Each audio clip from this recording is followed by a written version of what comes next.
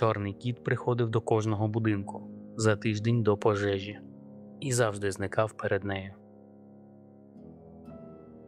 П'ятий будинок за 2 роки.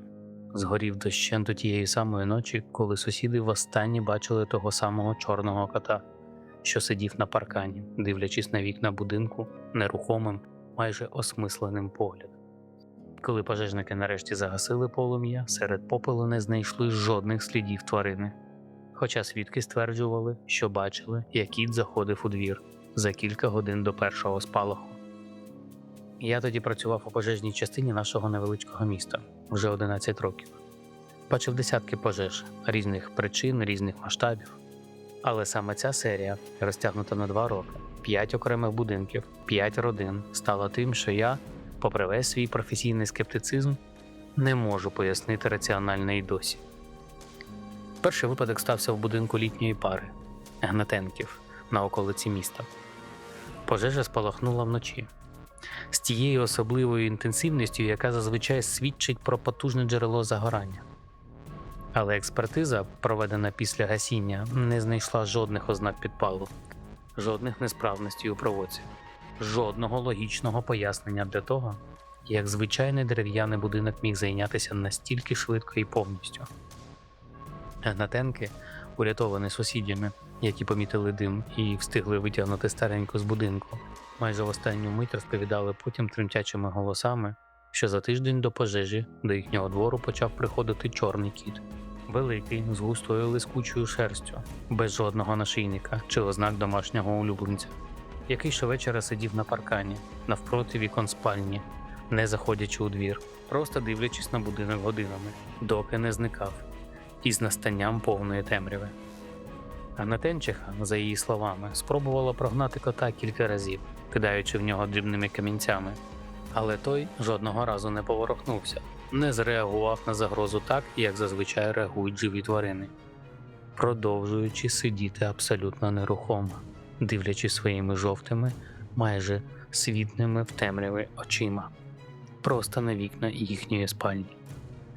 У ніч пожежі кота, за словами єдиного свідка, сусідського хлопчика, що визирнув у вікно, почувши дивний шум, бачили востаннє. Той самий кіт, тепер уже не на паркані, а безпосередньо у дворі, майже впритул до стіни будинку, дивлячись угору на вікна з тим самим нерухомим, чекаючим поглядом. За кілька хвилин після цього спостереження спалахнула пожежа. Я тоді, розслідуючи цей випадок разом із колегами, списав розповідь про кота на звичайну плутанину переляканих людей, чия пам'ять природно шукає якийсь логічний, хай і дивний елемент, за яким можна вхопитися у хаосі пожежного жаху. Коти часто блукають дворами. Це не було чимось надзвичайним самим по собі. Незвичайним була лише часова кореляція, яку я тоді порахував простим, хоч і моторошним збігом. Другий випадок стався за 4 місяці, в іншому районі міста. У сім'ї з 2 маленькими дітьми. Пожежа знову виникла вночі. Знову без жодних ознак підпалу чи технічних несправностей. Знову з тією ж моторошною швидкістю поширення, яка не мала раціонального пояснення. І знову, розпитуючи свідків та постраждалих уже після того, як полум'я загасили, я почув майже ідентичну розповідь. Чорний кіт, що з'явився у дворі за тиждень до пожежі, сидів щовечора на тому самому місці, дивлячись на будинок, зникаючи безслідно в ніч самої трагедії. Батько родини, чоловік практичний, інженер за фахом, спробував навіть сфотографувати того кота одного разу, сподіваючись показати фото ветеринару чи місцевій службі відлову бездомних тварин. Але на всіх знімках, зроблених із телефону, замість чіткого зображення виходила лише розмита, майже безформена темна пляма.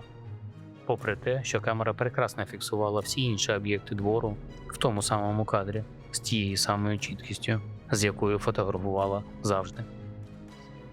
Я почав, потайки від колег, які вважали мою зростаючу цікавість до цього збігу непрофесійною, вести власне неофіційне досьє, зіставляючи дати появи кота з датами пожеж, розпитуючи детальніше кожного нового свідка, шукаючи закономірність, яку офіційним протоколом розслідування ігнорували повністю, зосереджуючись лише на технічних причинах загорання. Треті й четверті випадки, що сталися протягом наступного року, лише зміцнили мою впевненість у тому, що щось значно дивніше за просте нещасливе співпадіння відбувається в нашому місті. Обидва рази той самий кіт, та сама поведінка, той самий фінал, зникнення безслідно в саму ніч пожежі, без жодних тілесних решток серед попелу. Хоча кожен свідок стверджував, що бачив тварину буквально за годину чи дві до першого спалаху. Я почав зіставляти адреси на карті міста, шукаючи можливу закономірність у розташуванні постраждалих будинків. І знайшов дещо, від чого моя раціональна, звична до фактів та експертиз свідомість похитнулась уперше за 11 років служби. Усі 5 будинків, включно з тим, що згорів пізніше, стояли, якщо провести лінію на карті, точно по колу, приблизно однакового радіусу, з центром десь у старому, давно закинутому парку, в самому серці міста, який місцеві мешканці роками уникали, вважаючи занедбаним і небезпечним місцем для дітей.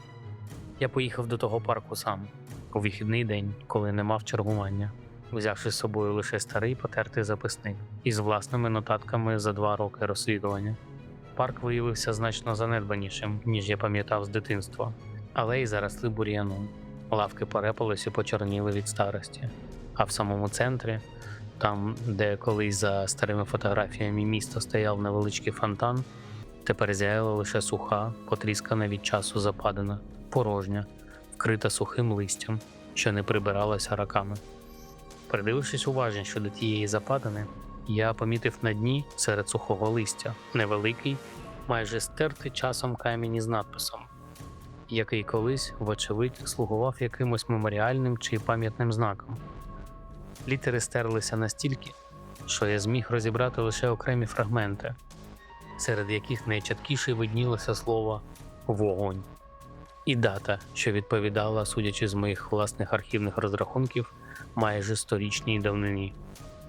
Я звернувся до міського архіву, попросивши підняти будь-яку інформацію про той парк і про можливу подію, пов'язану з вогнем, що сталося там близько 100 років тому. Архіваріус, стара жінка, що працювала там уже кілька десятиліть, довго шукала серед пожовклих, ледь читабельних документів, аж поки не знайшла коротку, скупу згадку в старій міській хрониці.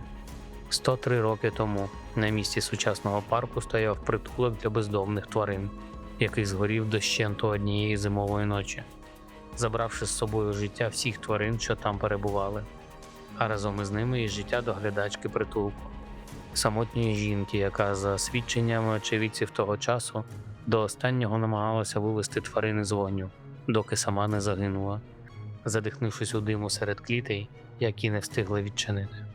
Хроніка зазнала також коротку, майже випадкову деталь, яку я перечитав тричі, відчуваючи, як холодіють кінчики моїх пальців.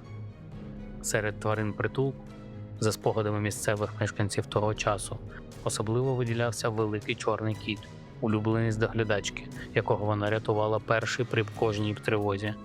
І саме цього кота, за свідченнями, так і не знайшли серед решток після пожежі ні живим, ні мертвим. Ніби тварина просто розчинилася у полум'ї разом із самою будівлею.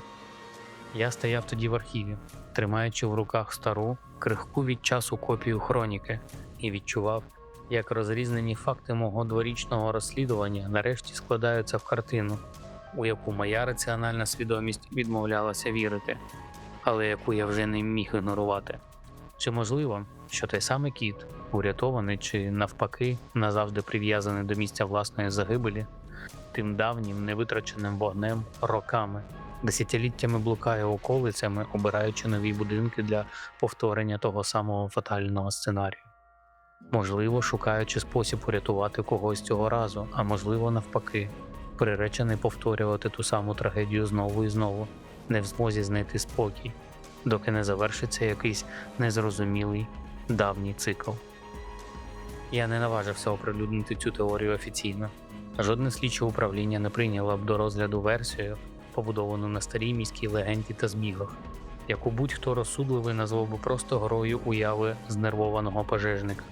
Але відтоді, попри весь свій професіональний скептицизм, я почав за власною ініціативою У вільний від служби час попереджувати мешканців тих районів міста, що лежали на тій самій уявній лінії кола навколо старого парка, про можливість появи дивного чорного кота, радячи, попри абсурдність такої поради з офіційної точки зору, звертати особливу увагу на електропроводку і пожежну безпеку, якщо така тварина з'явиться біля їхнього будинку. П'ятий випадок, який я згадав на самому початку цієї розповіді, стався попри всі мої спроби попередження. Родина, якій я особисто телефонував за тиждень до трагедії, розповівши все, що знав, посміялась із моєї забобонної маячні і не вжила жодних додаткових заходів безпеки. Я досі веду службу в тій самій пожежній частині, досі виїжджаю на виклики, досі гашу пожежі різного погодження, більшість із яких мають цілком раціональні, прозаїчні причини.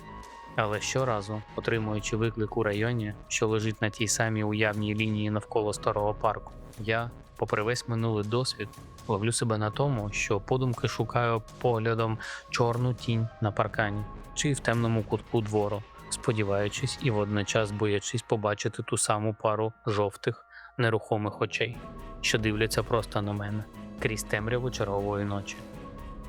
Минулого тижня, повертаючись пізно ввечері із чергування додому, я побачив на паркані власного двору чорного кота, що сидів абсолютно нерухомо, дивлячись просто на вікна моєї власної спальні. І мій будинок, наскільки я можу перевірити за старою картою міста, тепер, після нещодавнього розширення житлового масива, теж потрапляє в межі того самого невідомого кола навколо занедбаного парку.